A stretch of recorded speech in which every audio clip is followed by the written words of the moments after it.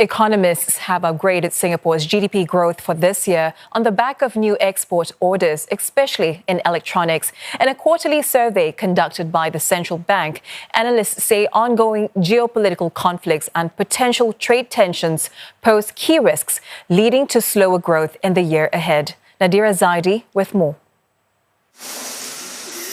The manufacturing and wholesale and retail trade sectors helped drive GDP performance in the third quarter to be better than expected.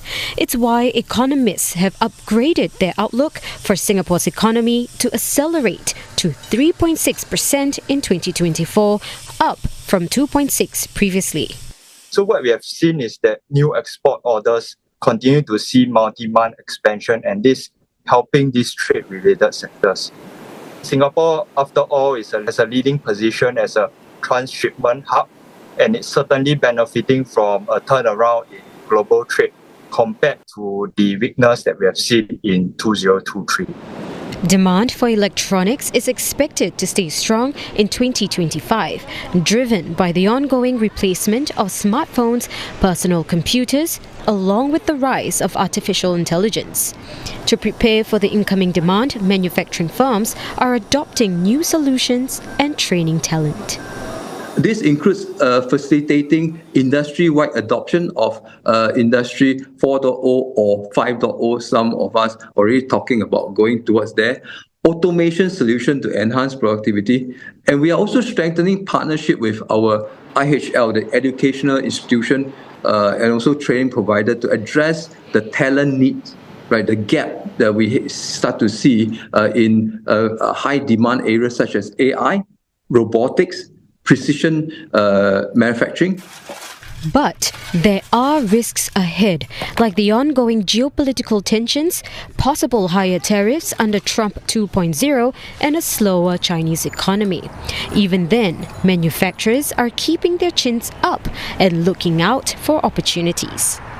I would say while some of these challenges will persist, and we believe it will continue, but it again open up opportunity for us. And in areas such as advanced manufacturing and sustainability, I think this would be area that we need to continue to invest to stay ahead of the curve.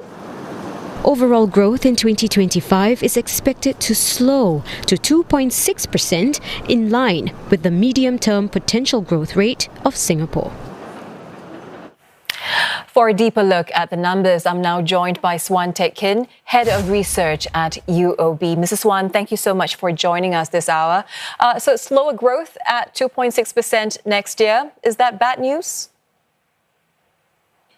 Well, good evening. And the number is actually 1 percentage point, roughly, below this year's number. So for next year, the forecast 1 percentage point lower. That means it signifies that there's quite a bit of uncertainty and also unpredictability with the new president in the US, Trump, coming into power next year.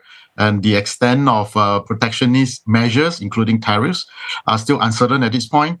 So I think we have to be a bit more cautious in going to next year for businesses and also, I think, for consumers as well, given the amount of uncertainty and also unpredictability that's ahead of us. With this uncertainty, there seems to be optimism on manufacturing, wholesale and trade sectors. How much of this may need to be reassessed with the threat of tariffs from the incoming second Trump administration in the US? Well, with the incoming President Trump, I think there's quite a bit of uncertainty in terms of the extent and also the pace, as well as the coverage of the trade tariffs that could be coming, and not just with China and also other countries as well, because President Trump talks about other countries that may be affected by tariffs. So with the optimism right now, President Trump talks about other countries that may be affected by tariffs. So with the optimism right now, with quite a bit of front loading and also the replacement cycle for PCs and also laptop equipment, IT equipment that was acquired back in the COVID period, now is being replaced. Now, in the second half of next year, I think the uncertainty will be increasing. And that is something that we need to watch out for those sectors that are more exposed to trade and also, for example, logistic warehousing and all those areas that we need to be mindful of, that could be affected by changes in the trade volume ahead of us.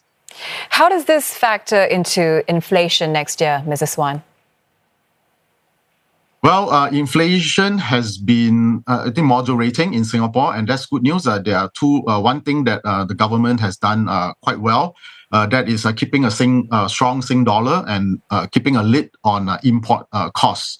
So that has helped quite a bit of managing our inflation. Going to next year with the GST impact that we have been having this year. Next year, the GST impact on inflation will go away. So that means inflation rate should continue to moderate.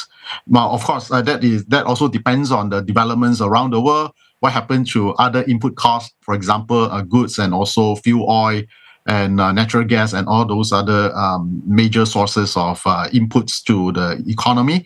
But one thing is for sure, government has also been helping to cope with this higher inflation for the past years or so with this GST voucher and also CDC vouchers and the assurance package. So that would help. That would be helpful in the coming year as well to ensure that the costs are being managed well. Having said that, Mr. Suan, which sectors do you think have the potential to cause a drag on the Singapore economy? Well, Singapore is a very open economy, and particularly with large exposure to international trade.